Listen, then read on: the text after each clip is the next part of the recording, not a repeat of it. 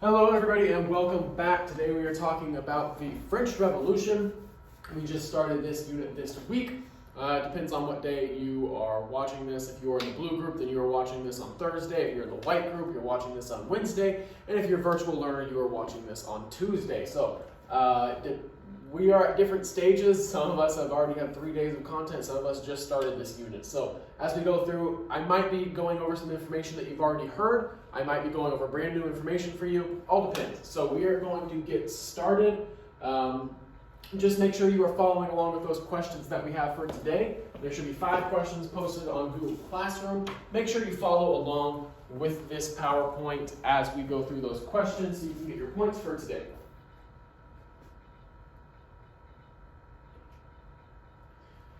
Okay, so let's go ahead and get started with the French Revolution.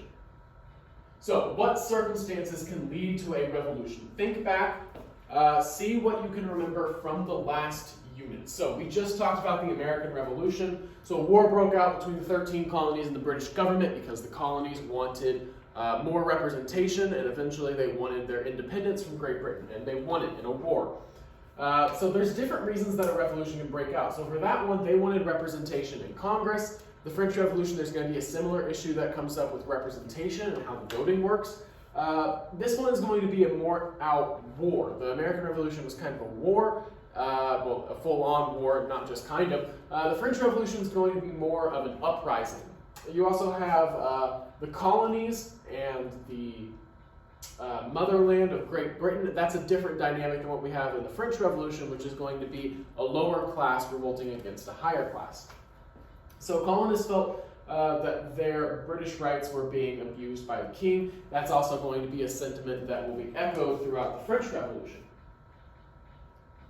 So the outbreak of the revolution. So we're talking about the start of the revolution. And we're still kind of comparing the American Revolution and the French Revolution here, and we're going to talk about the problems that France faced during the 1700s. So, American revolutionaries freed themselves from British rule, yet they kept many British ways of government. So, when the United States gained its independence, they kept a lot of the British ideas of government. They just kind of got rid of the king, and they made it a little bit less powerful in the central government. In France, revolutionaries wanted to create a new French society. So they wanted to get rid of everything they had already known and completely uproot it. So widespread unhappiness with the old regime produced a revolution that shook the continent. So when we talk about the old regime, what we're talking about is the way that society was structured prior to the French Revolution. We're going to talk about how society was structured here in a minute.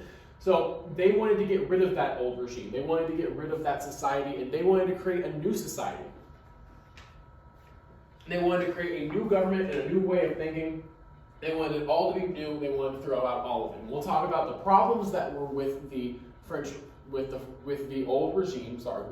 That were with the old regime that made them want to get rid of it in its entirety. So, what was the old structure? What was the old regime? So the old regime, there were 3 estates. So there's the first estate, the second estate, and the third estate. That's fairly easy to remember. Since the Middle Ages, everyone in France belonged to one of the 3 social classes. So this had been going on for a long time. Remember, the Middle Ages was our second unit that we talked about, which ended with the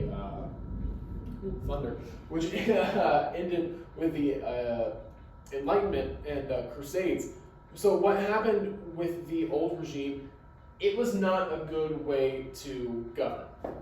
So we'll talk about the specifics of the first, second, and third estate. If you're in the blue and white groups, you've probably already heard about this, but we're going to go through it anyway, because it's very important that we know the specifics of the 3 estates. So in the first estate, you're going to have the clergy. So you're talking about your government and church officials. In the second estate, you have nobility, which are people who owned land that other people lived on or farmed on. The first estate is going to enjoy a lot of wealth and privileges. They paid no taxes to the state, and they owned about 10% of the land. So the second estate, they are going to pay no taxes. It says almost no taxes, but in reality, there were a few taxes nobility had to pay, but they weren't important, and most of them found a way out of it. So for our purposes, the second estate really paid no taxes. They held high offices in government. They received generous gifts from the king. So they were also well off. The first and second estate, both well off. And these two combined, the first and second estate combined, included only about 2% of the population of France. So about 2% of 2 million people, which is a very small percentage. So that means that the third estate, which we will now talk about, made up for 98% of the population. So the third estate was everyone else. Everyone who wasn't a government official or a church official or nobility, they were part of the third estate. That's 98% of the population was part of the third estate. The third estate was heavily taxed. The third estate had a lot of burden to carry the economy. They were heavily farmers, and they were very, very poor because of how heavily they were taxed. The third estate is going to be very worse off, and they're going to be the group that's going to rebel. So in this picture, you'll see that your second question today has to do with this picture. This is kind of a political cartoon, so it's making a statement. You see that you have the two women riding on the other woman's back. So this nun here is representing the first estate, kind of the clergy, the religious officials. Then you have a woman dressed in a lavish dress. She's very fancy.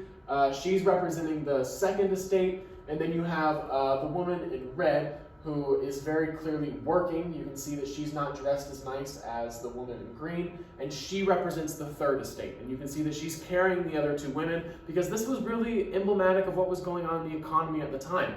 The third estate was carrying the first and second estate and allowing them to live life as well as they were living, even though the third estate didn't get to live that sort of life.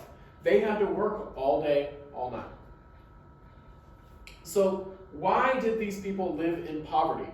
Well, they had old-fashioned ways of farming. They didn't really have technological ways of farming. They had to do everything by hand, and so the crop yields were often low.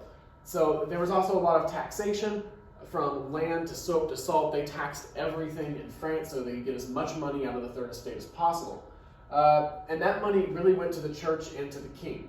Sometimes taxes took more than half of a peasant's family income. So more than half of your income is going to taxes for people who don't pay any income tax at all. So it's a very difficult situation to live in, and eventually they're going to decide that they need to revolt. So when you add it all up together, by 1789, France faced several crises. Now, and this should be a question on the Google Forms for today. Peasants were hungry, and when I say peasants, I'm talking about people in the third estate. People in the third estate were hungry, and they wanted a fair tax system. In 1788, there was a very bad harvest, followed by a very bad winter. Food prices rise, and people are starving, so you already can't afford to buy food, and now the food prices go up because there's less food. Enlightenment ideas are leading people to question the old regime. So why should the first two estates have privileges at the expense of the majority? Why should the first two estates get privileges when 98% of us are part of the third estate who are working to make those privileges happen? Where are our privileges? It just didn't seem to meet the test of reason. And remember that Enlightenment was the age of reason, and when this just didn't stack up. This just wasn't reasonable. It didn't make sense. So that's what's going to lead to our revolution. So everywhere they called for the privileged classes to pay their share. They're not asking them to do more, they're just asking them to pay their share. So 1789, France faced several crises. We're still talking about that. Cause was deficit spending. Deficit spending is when you are spending more money than you are making. And the only way to fix that is to either make more money or spend less money. So deficit spending, and how did this happen? You have the king and queen who are both spending a lot of money on personal items like fashion and palaces and parties, stuff like that. But you also have wars that France is getting into. The 7 Years' War and the American Revolution. And wars cost a lot of money, especially if you lose. So how are they going to solve the problem? By increasing taxes. So remember we said there was two ways to solve the problem, either make more money or spend less money. They decide they need to make more money. So they do that by increasing taxes. So nobles and clergy resisted any attempt to end their exemption from taxes. So the government realizes they need to make more money, they need to increase taxes, and the first and second estate essentially say, no way you're increasing taxes on us. It's not happening, right? Because they've never had to pay taxes before, so they don't think they should have to pay taxes now. How do people of France push for reforms? So you have crisis and revolt. Nobles are going to refuse to be taxed. So the first solution they thought of was, well, we've always taxed the third estate. Maybe we'll introduce a couple of taxes for the nobility, and we'll see how that goes over. Maybe just a couple taxes for the nobility. And the nobility is essentially going to say, absolutely no. No taxes for us. We're not paying any taxes. King Louis XVI was the king of France at the time. He's going to call a meeting of the Estates General, and they had not been summoned for 150 years, the Estates General. It's the closest thing that France has to a Congress at the time. It's a meeting of a bunch of representatives from all three estates to talk about the approval of a plan to tax the first and second estates. So that was the purpose of the meeting. They wanted to talk about approving a plan to tax the first and second estates. So they met, and they couldn't decide. The third estate's delegates were mostly from the bourgeoisie, which was part of the third estate, but they were a little bit well off. And they wanted the three estates to meet with each delegate having one vote. And since about half of the 1,200 delegates were from the third estate, there would be a lot better chance of reform. So if each of the 1,200 delegates, about half of which were from the third estate, got one vote, then half of the votes would be for the third estate. And they felt that they were pretty confident that they could do some good if they had that many votes. But that's not the way the voting ended up taking place. So instead, the way they did the voting was that each estate got one vote, not each delegate, which meant that the first and second estate would always just team up on the third estate and increase the third estate's taxes, even though they already didn't have enough money to pay the taxes that were already in place. So the third estate now has absolutely no money, and they decide that it's time for action. You can't just keep being oppressed, you have to do something, and they decide that it is time for action. So the National Assembly is going to be formed by the third estate. The third estate's delegates decide to force the estates to meet as one body.